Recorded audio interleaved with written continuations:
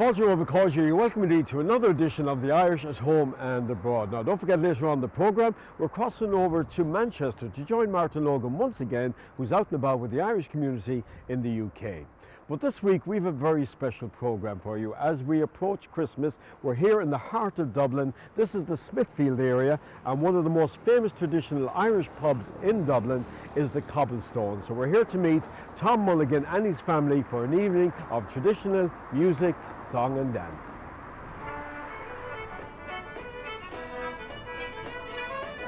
Good to see you. Lovely to be here.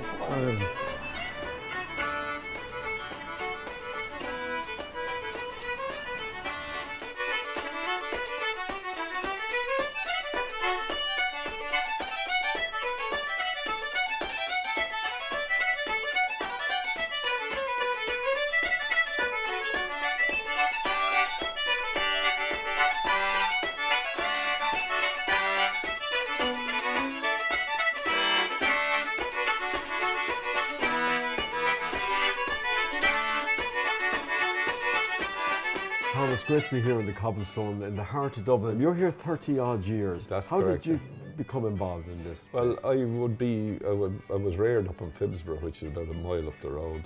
And the first time I ever came in, my father was playing here on a Wednesday night. He played music with what was then the Church Street Music Club, and it was great. Coming into the traditional music end, because this is probably one of the most famous traditional music pubs in Dublin. I'm delighted. In the heart of Dublin, and the people that come in here, I mean, you see all the photographs around the premises. Did you always have in mind to turn it into a traditional music pub? Well, it wasn't, that's not how it started off. Like when we came here, it was a market pub. It opened at 7 in the morning. Our trade and, if you like, our main business would have been done before 12 o'clock in the day. After that, it was quiet. But the music, we saw the whole change coming around here when they started redeveloping the place and building apartments and tidying it up. There was no place really for playing music at the time. And as I said, we had the 7 o'clock licence and nothing was happening really in the evening time. So we just thought, well, we'll try music anyway. And the first night we had this man here, Vincent Harrison. He was a lovely fiddle player, retired from America. My brother Neely, who was a lovely piper. There was Larry Kinsella and Sean O'Brien, he was a flute player. Larry Kinsella was a concertina player from Iceland. And they were the ones that were played here the first night, which was a kind of mixed reception. And 30 years later, everybody and anybody in the traditional music comes here and play. I know we were here last night. Now Brendan Gleeson, the actor, was here. Matt Malloy was here. The Cahartys were here. Everybody. It was a fantastic session. The crowds. It's kind of a tourist gem, isn't it, for people? It is really, for an Irish evening. Yeah, as I say, we became an overnight success after 25 years.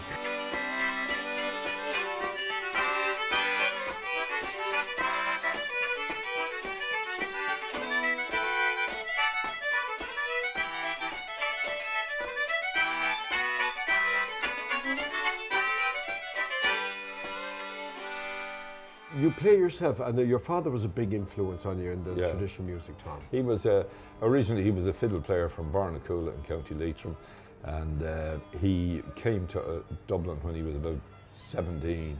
He was the eldest of the family, and there was no point in him hanging on because there were 6 children growing up, and they were all fairly small at the time. So he came here with his fiddle, and he started work as a labourer, and then because of the music, he moved into, he ended up working for the Irish Life Assurance Company, and he bought a lovely house up in Phibsborough, and he reared us grand, and we all got a nice education. But then his fascination in life was always with the uilleann pipes, so music was his primary thing, and his wife was from Beal in Ballybunion in County Kerry, and she was a great supporter of the music as well. You must have been very proud when there was an anniversary tribute concert to him there in 2015. There was, He was born in 1915, and in County Leitrim in Drumkeerdon they put on this memorial concert. And on the same night there was also a memorial concert in Mulligans in South Armagh for my father-in-law, who was a singer, Mick Quinn, who was a great singer too. So we had to split the family. The daughters went to Drumkeerdon with me, and my son went to Armagh with my wife Pauline. So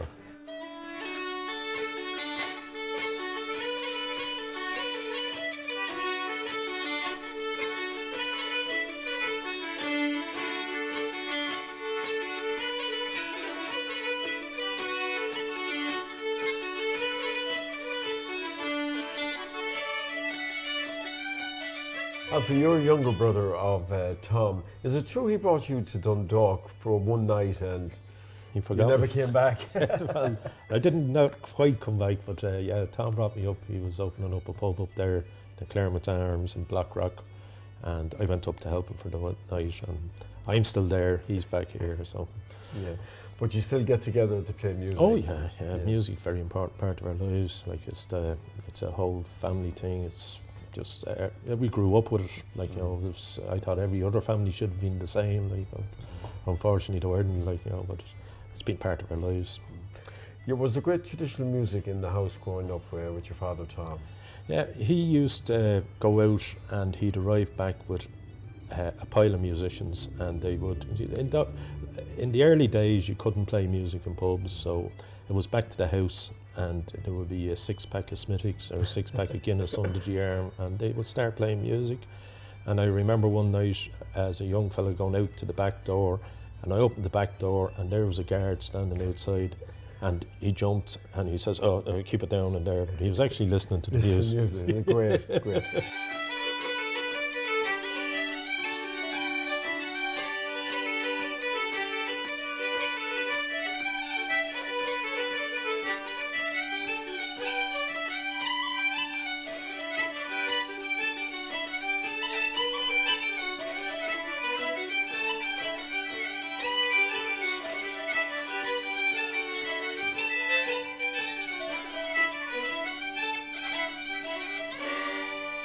Neil, you're fourth in the family of 8. That's right, yeah. We've five boys and 3 girls in the family, so I was the fourth boy with a handle that came along. Another one with a handle, as my father said. But yeah, we've Jerry is. We're all kind of in Ireland except for Jerry. He's another piper. He's a kit-hole piper, left-handed. In other words, the pipes that be going down this way rather than this way. But he's over in Boston, and he's a piper as well. He went to Leo Rosen with me when I was younger. And then subsequent to that, we had Alfie came along learn the pipes. But the girls and Colin went over to Sean Keane, who was played with the Chieftains. He was teaching fiddle at the time over in Thomas Street, So my father tried to get us all kind of playing instruments at different stages. And he also used to bring you down to Connemara to learn the language, didn't he, as well? I think that was a great foundation for us, because every summer for 2 months, July and August, he had a caravan for us at the start, and then eventually a second caravan because there was 8 children, and every summer we were there in classes every day from kind of 9 to 1 o'clock every day, and then we'd have the beach and different things but it was all through the medium of Irish, and I think that was a great grounding, because like myself now, I ended up we all kind of ended up marrying someone to do with the culture, but I married a woman from the Mayo Gaeltacht, so we'd speak a lot of Irish at home now. But I think that's a great foundation. Like, he didn't have any Irish at all, but he wanted all of us to have the language, and I think that was a great foresight, I suppose, on his behalf, And your family, actually, you can trace back, you're 4th generation now of traditional music. That's right, yeah. He played the pipes and fiddle and flute and sang a few songs, and his father before them played the pipes, the flute and the fiddle, and then his grandfather played the concertina. And now you have the 5th generation. We have the 5th generation. I said there's about 4 or 5 concertina players now in the family, so it's great to see it kind of coming and down. It's wonderful there.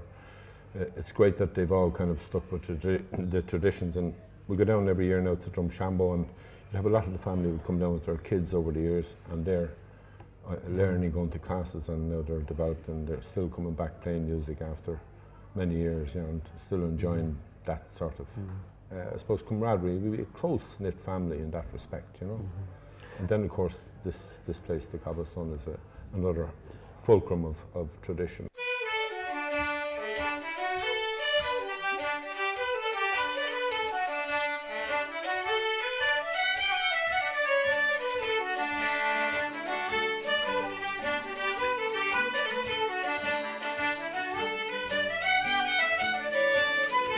You've kept the family tradition is continued down now. Your children play traditional music, and they're good Irish speakers as well. Well, they would be, yeah. They're school teachers, 2 of them, and another one's working his way to doing that as well.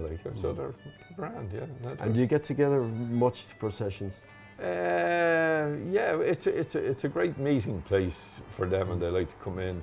Maeve was here last night. She's the youngest one now, and she played here yesterday with her pals Sean Glecken and Ruth McCrahan and Libby McCrahan, and their life and hobby is all about music as well.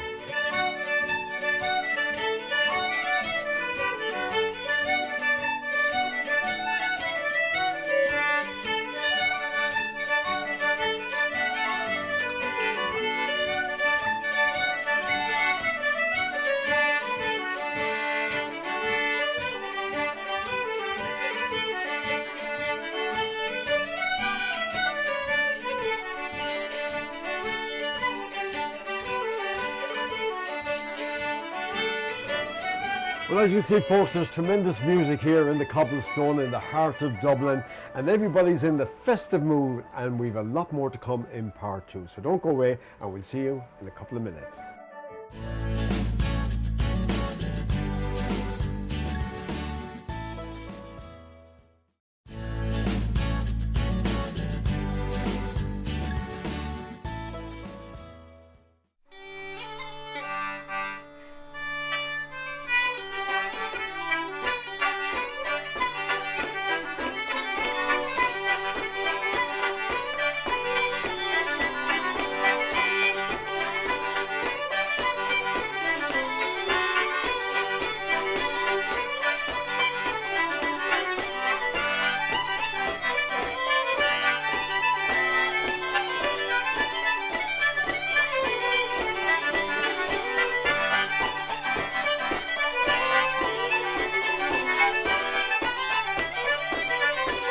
Any particular reason you took up the uilleann pipes? Well, it was a case that my father loved the uilleann pipes. He heard Leo Rowson playing them in Muckle in 1932 when he was about 15 or 16. He was a great friend of your father's, wasn't he? He was, yeah. But he was smitten straight away, and I suppose the proof's in the pudding. The three of his sons ended up playing pipes, and the other brother Tom plays the flute. I don't know where we went wrong with him. Yeah. He was a late developer. And these are a special type. You're very proud of these pipes, aren't you? Well, they were a set made by Leo, but they were made for the king of the travellers, Felix Dorn, and at the time you could buy a set of pipes for £75, and these, because they were silver plated, were 150 guineas. And do they sound that different to the modern ones? Well, there's great sound out of Rowson sets, and people still, they're really sought after, they're sought after for a reason. It's because of the sound. And you've passed on the tradition now to your younger family. Well, my three children, Sive, Tig and Saran, all play music. Tig is the only one that followed the line into pipes. I tried Saran on the pipes, and he told me I was wasting my money, so he's just concertinas. But Tig taught himself the pipes and did it very quickly. And two of them are All-Ireland champions, aren't they? Yeah, the two of them were, there's senior duet champion this year, and Tig also won the senior on the bouzouki, and Saran has a few concertina titles as well. And would you all come down here to the cobblestone now and again for a session? Oh yeah, like the boys, well, my sons are playing here tonight now, and they play on a regular basis here. But they'd be playing with their own friends, and they get a lot of. There's a great young crowd of musicians that they play with, and they're all excellent. There's such a standard. I don't know half the tunes they play. I'd be only bluffing it most of the time. Yeah.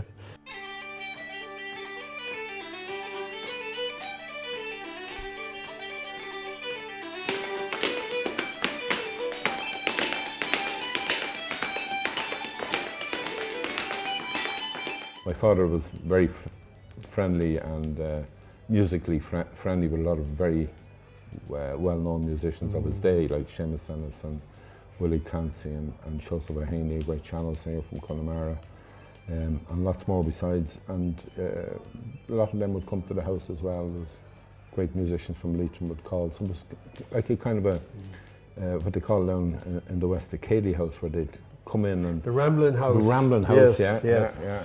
And there was two brothers from Ballymote, the Hunt brothers, and they used to go down to the gate. There were two batches, and one would go one way at night and the other would go the other way. And they'd go into different people's houses and Love it. stories and play tunes and Great wonderful. tradition, right? And that's what I always, looking back on it now, you know, it was, you had wonderful musicians coming in to play and singers and all sorts of people calling. It was great, you know, it was a great boost and you could relate to that. Whereas like music and playing, say, the uilleann pipes when I was going to school wasn't a chic thing to do. So it was great to have that fallback to come home and you know, meet these wonderful musicians and sing. So is this a place now you and your family will come to play regularly? Yeah, I'd play here every Tuesday between 5 and 7 o'clock with one of the kids. I have 4 kids that play, so I play with Fiachar, Queever, Oisin. Ava's just that little bit young yet. And I think it's a lovely quiet time to play, and it's a great outlet for them to play a few tunes, and you know, it's quiet. Very, very nice time to play. So most of the family will be here this evening now for a session in the Cobblestone to finish off the evening. Yeah, no, I look Must forward be to that. fantastic. It's a great feeling, you know, because you can look with pride on them all and see that what our kind of father created and nourished and developed over a long period of time through the music and the language and everything. That's reflected in the next generation that's coming up. I think it's wonderful to see and experience, and I know they make great contacts and company through friends and everything through the music, and I think it's a wonderful And outlet. it's a wonderful legacy as well. It isn't is, Yeah.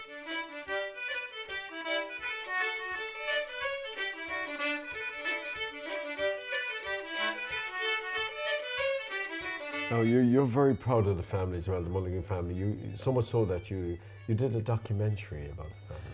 Well, the documentary came about because my father would have been 100 years of age, and the good people in the McKenna Society down in Drumkeerin were having a night to celebrate that, and unfortunately on the night Packy McPartlin died, and it had to be redone then at a later stage. But it was sort of putting a few photographs, a bit of him talking, and a bit of a story of his life together, and it turned out nice, and I'm proud of it, and I got great help from all the members of the family as well, so it was great. And did you discover any new gem when you researched the family? I found some interviews, like, you know, there was one done by the Irish Traditional Music Archive. My brother Neely had the Irish Traditional Music Archive did one on my father in 1982. My brother Neely did one with our uncle Colin, and they talked about my father and himself making fiddles when they were kids because they couldn't afford to buy them, and they're making them out of tea chests. That's how they make them. Yeah, so like it was interesting things, and it also talked about the times in Dublin before Cultus was formed and the lead up to it. So it was quite interesting to find out all that sort of stuff. And would you be optimistic for the future of traditional Irish music in Ireland? Oh, well, the young people that are coming up, yeah, there's no doubt about it. I remember when I was a kid, there was very few people playing music, and it was even worse when my older brothers were playing because it was frowned upon and looked down upon. Old-fashioned.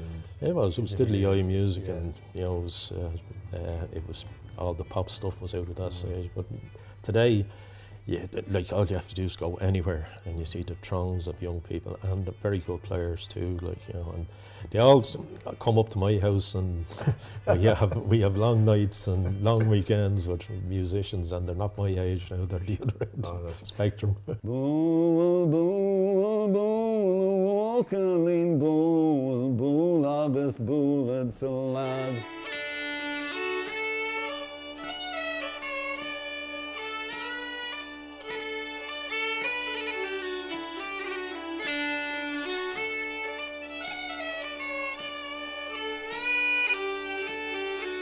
There's a few different rooms where you have sessions, isn't there? Yeah, well, we have. This would be the main place, and it kind of would be the premier place to have it. We do have CD launches in the back room and concerts, but on a Monday, Tuesday, and Wednesday we keep the back room for educational purposes. We teach set dancing there on a Monday night with Maxwell, and on a Tuesday night is a girl from. But then Mary Beth Taylor, she's a Shanos dancer and an Irish dancer, and she runs a couple of classes. And then we have on a Wednesday night it lasts for about 3 to 4 hours. We have an adult music class, which has really developed. It's gone 13 years now, you know, but it has developed to, you know, it's been such a success we can't get over it, you know. And some of them are now moving out into the mainstream of music, you know. You also brought out a couple of albums from the Cobblestone here. I know the original one was many years ago. That 2001, sessions there, and then this one's only quite recent. This album, the Thursday sessions. Any particular reason why the Thursday sessions? Well, there's 7 days in the week, and the music has developed so much so that to bring out another CD covering the week wouldn't have been feasible. So Thursday was a great anchor night, you know. Come listen to my story, and I will tell you now. I was reared up in the mountain, close to the calf and cow. It was in the month of January, all in the frost and snow, when over hills and valleys my true love he did 30 years on now, Tom, where would you like to see the future of the Cobblestone going? Well, I don't know. There was talk of franchising it and doing all the things you shouldn't do with it, but I think it's just its own. Yeah, it's very unique. Very unique, yeah. But I think it's great, and it's the people that come in here, in the form of musicians and people who like music that have made it what it is today. The tourists are phenomenal. They're the ones that keep it going. But it's the musicians and the supporters of music that have made the pub what it is today. Plus the staff and my own family and my own relations are all great at it too, you know. It's just been an unreal sort of a situation that has been the success that it is, which we never expected it to be. Well, it's a great success story, and well done, Tom, and I hope you many more happy years here in the Cobblestone. Thanks very much. Thanks very much, Henry. Fault your own.